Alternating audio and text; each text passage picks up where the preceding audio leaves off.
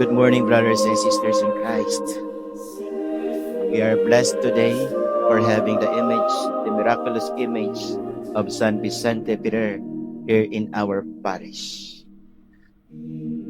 Ano po yung palapak na ito? Ito po yung ginagawa kay San Vicente Ferrer, na imahe ni San Vicente Ferrer na dinadampi po sa ating katawan. Lalong-lalo na sa parte na mayroon tayong mga nararamdamang sakit. Ito po ay naging isang napakahalagang tradisyon doon sa Negros.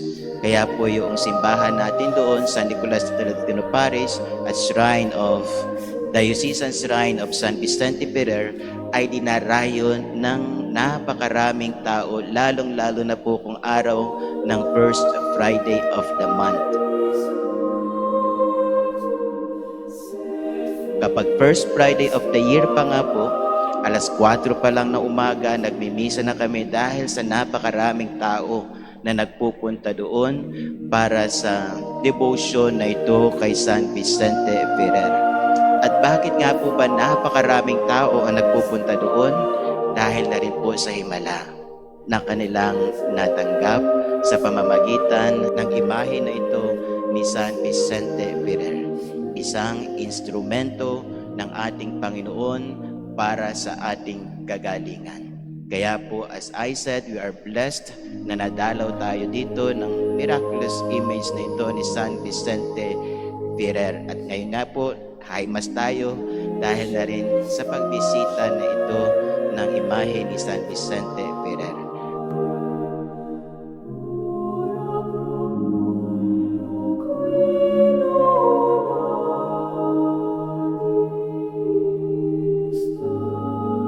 The visit of Saint Vincent and the celebration today is telling us that we ought to follow their footsteps. Marami sa atin nandito dahil gustong makatanggap ng biyaya ng Diyos,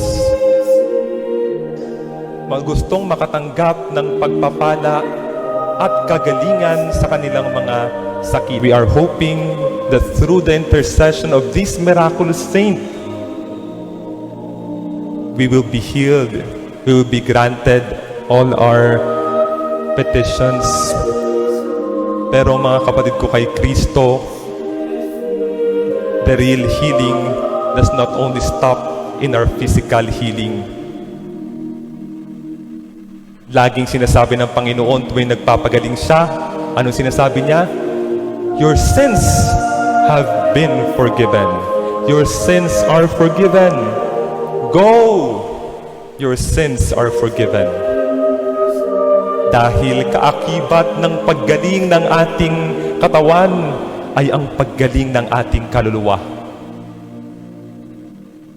And the call to be healed holistically or wholly, both body and soul, ay nasasalamin sa ating ebanghelyo ngayon in this celebration.